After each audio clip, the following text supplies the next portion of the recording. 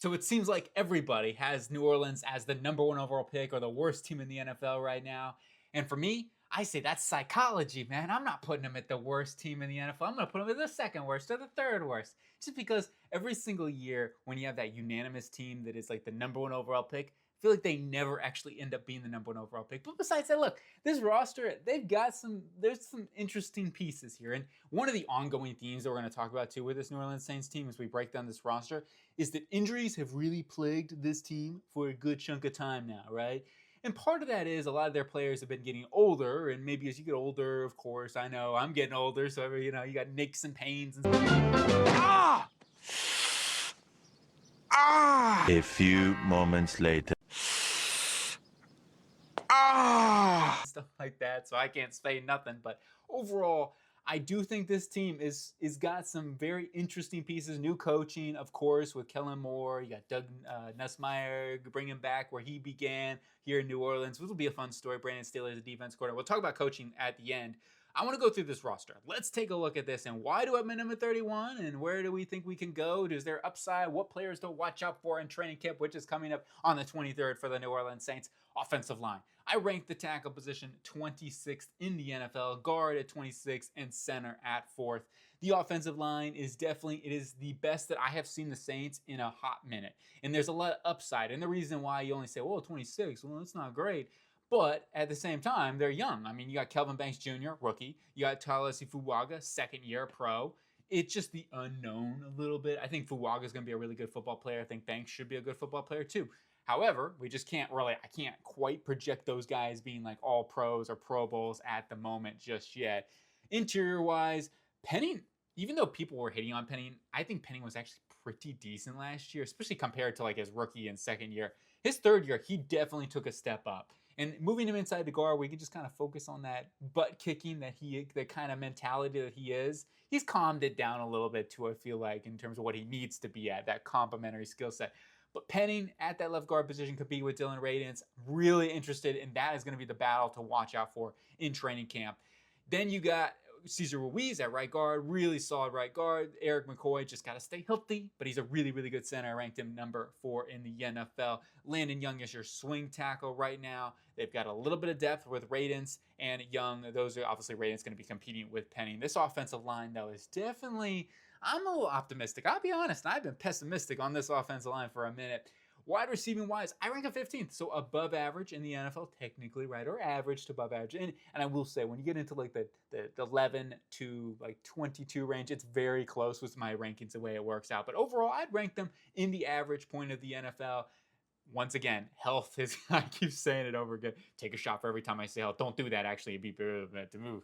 But Chris Olave and Rashid Shaheed, if they were healthy last season, they would have been a lot better football team, and I think they would have won a few more football games. But Shaheed, one of the best deep threats. Chris Olave, really good route runner, and he's a deep threat in his own right. And then you bring in, oh, look at that classic uniform with that classic helmet. Brings you back to like the Marquise Colston days, Drew Brees. That is just man, I love that. I love that helmet right there. So I had to bring that picture back. Brandon Cooks coming back into New Orleans, NOLA. Now, the depth-wise will be interesting. I do like Bud Means. I do like Donovan Peoples-Jones. I think those are really the guys that, to me, are sticking out as the 4th, 5th receivers at the moment. You do have Kevin Austin, Cedric Wilson with some veteran experience there with Wilson. And then some dudes to keep an eye out, who we'll see if they can make the roster. Velus Jones, special teams-wise, could certainly. Mason Tipton. I do think Tipton has a good chance to make the roster. Overall, the receiving core is definitely, I would say, solid, as long as they stay healthy. Tight end, though, this is where I'm really excited. I think Juwan Johnson, if you are guys, are those fantasy people, you're like to yourself, what's that sleeper tight end? Dude, Juwan Johnson. I like him, and I think he is just one of those dudes that now in a scheme that is going to be very, very complimentary to him and is going to feature him a lot.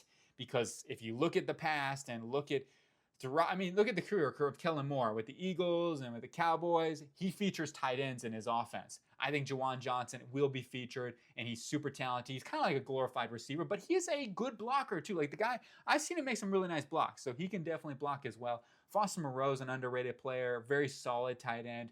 Just doesn't have the flashy traits. He's not, electric. He's not as explosive as Juwan Johnson or as athletic. And then Taysom Hill, the jack of all trades, man. I had to rank him high because of that, man. He's just so fun to watch with football. Guys to watch out for here, of course, what was it, 5th or 6th 7th round, I think somewhere around there. Maliki Matavao from UCLA. I expect him to make the roster. Dylan Holker, I think he'll make the roster.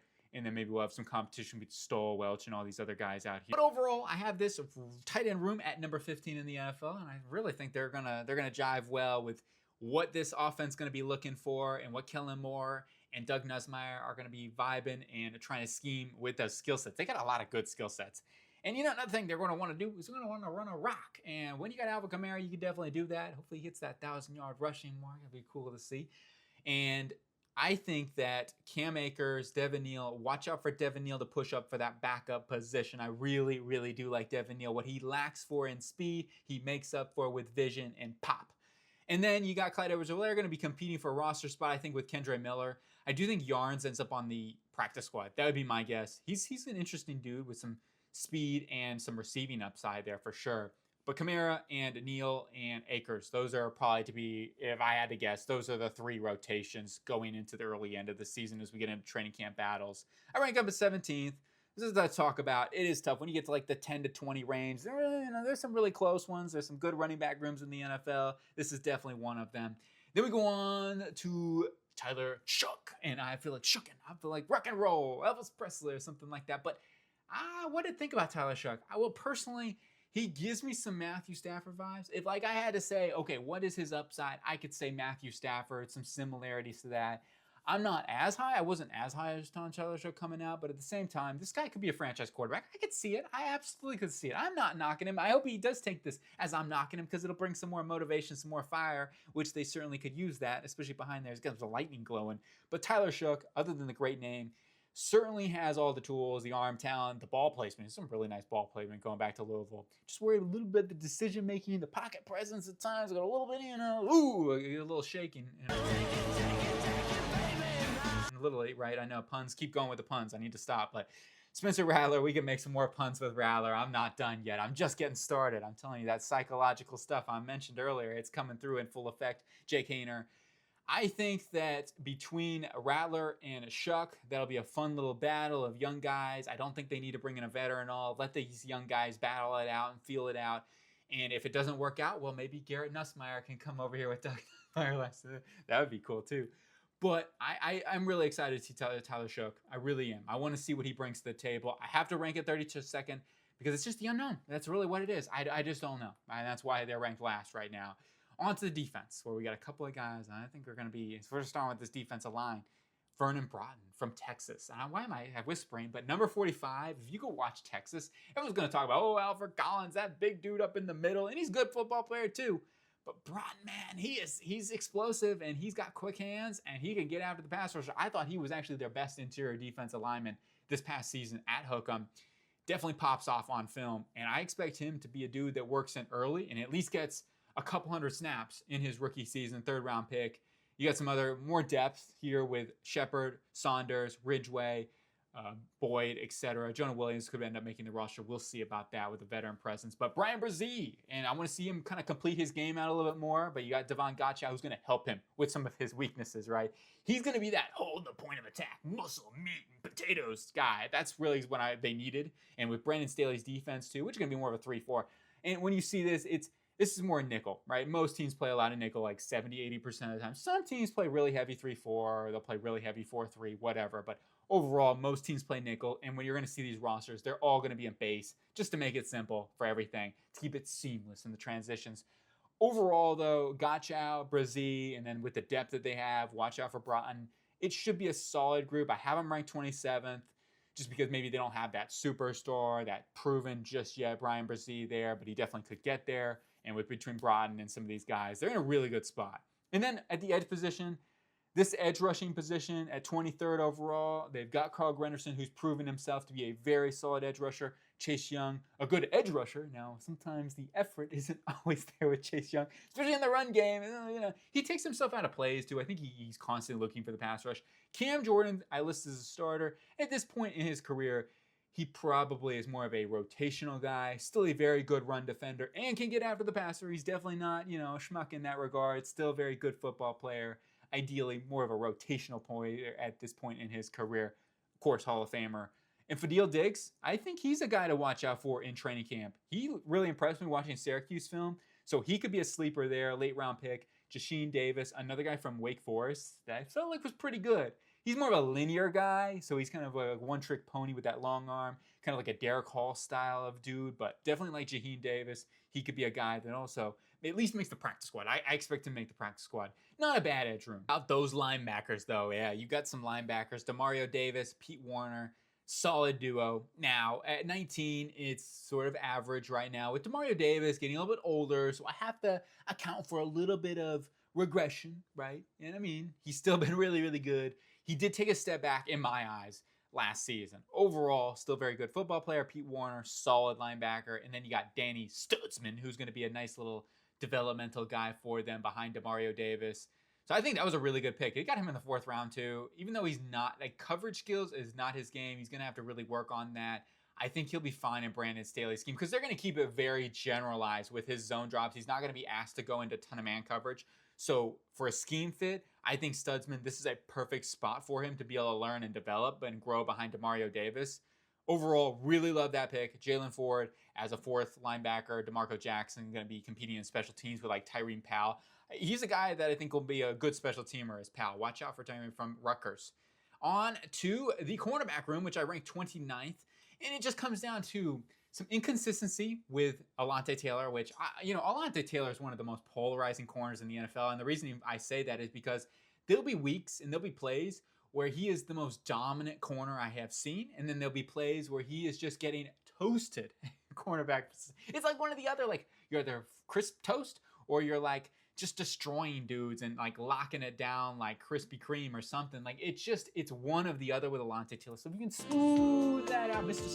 Smooth operator this season, that needs to be the thing because he's going to a contract year as well. So that's going to be something he needs to keep in mind. Cash in, man, cash in. And then Kool-Aid McKinstry. Now, he's a guy that I was super impressed watching him as a rookie. I thought he was really good. I mean, I thought he's being a guy that, I don't know, they're not talking about enough right now. I thought he was super locked down as a rookie. Isaac Yiadom, if he was your number 4 corner, I feel really good about it. As a starter, he can definitely get by. He played okay last season. I thought he's fine. He had some coverage busts. He definitely had a couple that stick out to me, but overall, he was decent.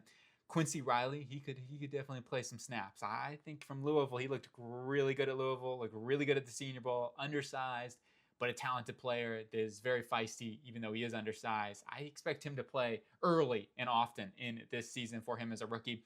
Rico Payton, good backup.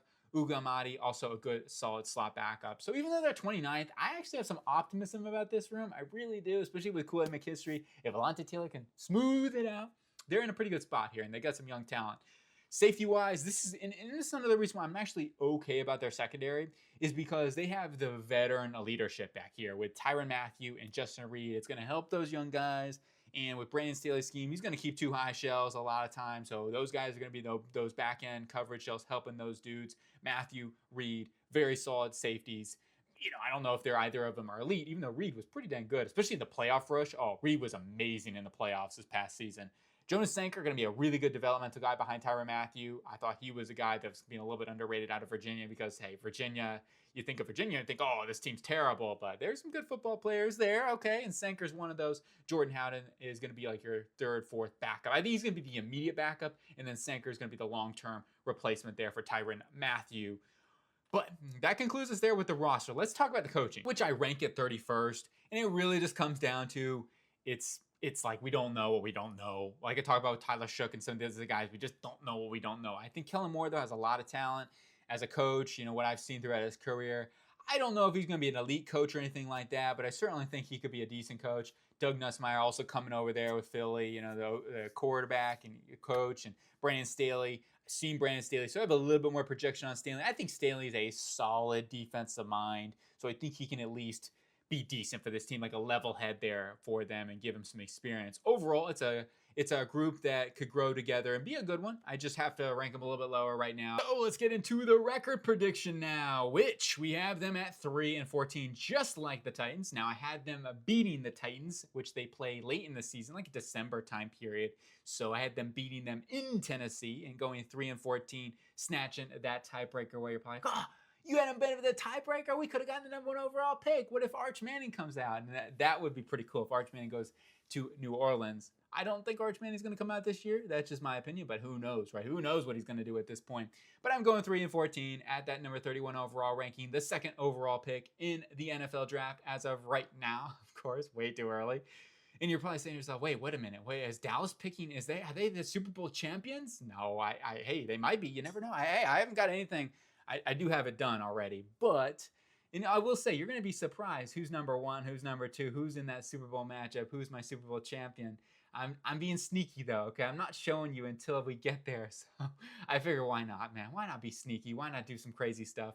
And that's what we're doing. So we'll build it up here, and we'll see who's number 30 up next. But that's going to do it for NOLA, man. The Saints marching in. Let me know your thoughts and your opinions, and hope enjoy it with everything like that. And definitely let me know. Give me some feedback if you like something different. I'm trying to find a good complement between analysis and not too long, because I'll be real, like guys like TFG, those guys know they got that analytical mind and everything like that. I mean, I can be analytical and stuff. I know I sound crazy and stuff, but I can dig into the roots. I watch a lot of films too, so I think I can do it. But at the same time, I not have that sort of skill set. They might be a little bit better in those sort of fine details and the wordings of it, right? My slang doesn't come across too brilliantly, for sure. But overall, I'm just going to try to have some fun with it, and let me know what you think if you have any recommendations on what I should do differently with this series. But that's kind of what we're rolling with. New Orleans Saints, number 31. Definitely fight at me. Who do you say? Are they Super Bowl champions this year, or where are we at? But have a good one. I'll talk to you later.